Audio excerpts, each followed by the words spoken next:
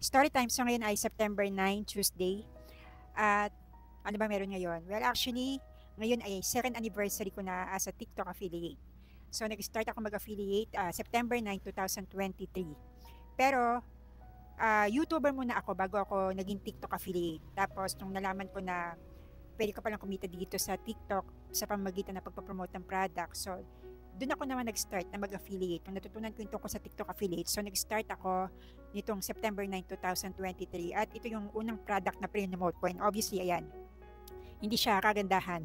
Although marunong na akong mag-vlog, pero pagdating sa affiliate, syempre first time ko palang mag-affiliate. Kaya ayan, yan palang yung una kong nagawa na video dito sa TikTok as a TikTok affiliate.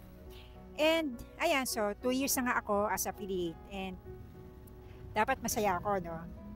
Pero sa totoo lang, ito na siguro yung anniversary ko na halos lutang ako. Nawawala ako sa focus lately. Dahil obviously tungkol dito sa flood control projects. Maanomalyang flood control projects. And sa mga nakakapanood ng aking mga video, alam niyo naman kung taga saan ako, kung saan ako nakatira. Well, dito kami sa Hagonoy, Bulacan. At isa kami sa nasa top 10, hindi ko na matandaan kung pang ilan kami, sa may pinakamalaking pondo pagdating sa flood control projects. And ang nangyari, halos lahat yon ay ghost flood control projects. Sobrang sakit, talagang sobrang sakit kasi napakatindi ng problema namin dito sa pagbaha. Halos every year, patindi na ng patindi yung baha dito sa amin. And nung nagpuputukan na yung mga issue tungkol dito sa flood control projects na to, personally ako, nito ko lang din nalaman na meron pa ng tinatawag na flood control projects.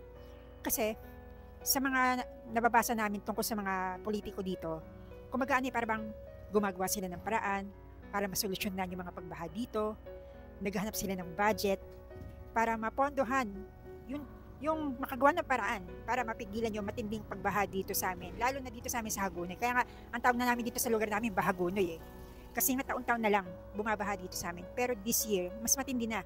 Kasi kung dati, binabaha kami dito pag high tide. This time, low tide at high tide, halos pareho na. And, ayun nga, no, nagpuputukan ng mga issue tungkol dito sa flood control projects.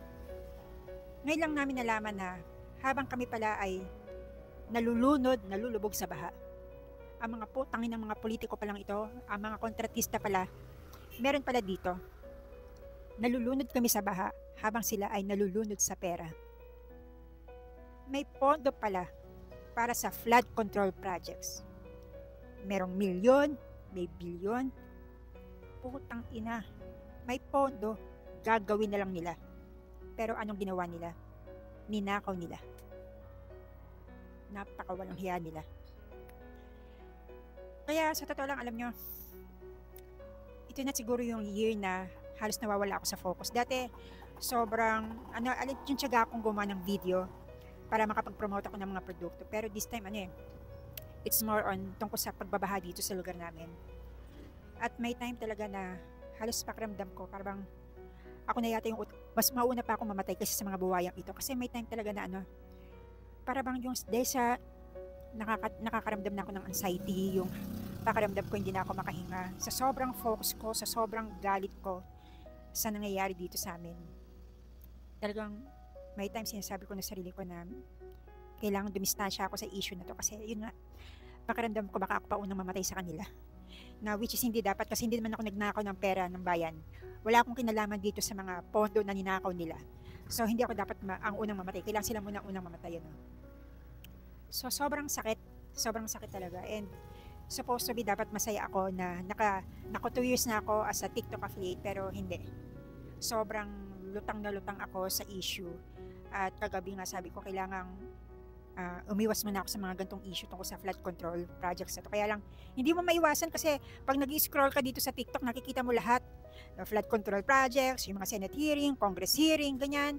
Tapos yung mga nagti-TikTok dito na nagpo-post tungkol sa mga pagbaha, ganyan, yung wag natin tigilan, which is, dapat naman talaga wag natin silang tigilan. Kailangan may mandagot dito sa nangyayari dito sa bayan natin na talagang hindi tayo mahirap, hindi mahirap ang bansang ito. Sadya nga lang talagang may mga buwaya dito sa bayan natin na ito yung nagpapahirap sa atin, yung mga magnanakaw dito sa bayan natin, dito sa bansang Pilipinas. Katulad na lang dito sa amin sa Bulacan. Dito ka lang makakakita ng politiko na walang alam, walang kakilala, at walang kibo.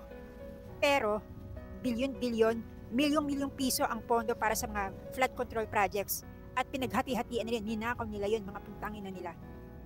Sobrang nakakagalit talaga. Kaya, ayun, dapat masaya ako, no? Pero, yun lang yung masasabi ko na happy 2nd anniversary sa akin as a TikTok affiliate. Pero sobrang nakakalungkot, sobrang nakakagalit ang nangyayari sa bansang ito, lalo na sa bayan namin dito sa Hagonoy, Bulacan. So, yun lang yung aking story time as a 2 years na dito as a TikTok affiliate, and sana, dasal ko na lang na sana magkaroon ng matinong mamumuno dito sa bansang ito, sa bansa natin, para hindi na maulit yung gantong klaseng mga buwaya dito sa bansa natin. Yan lang.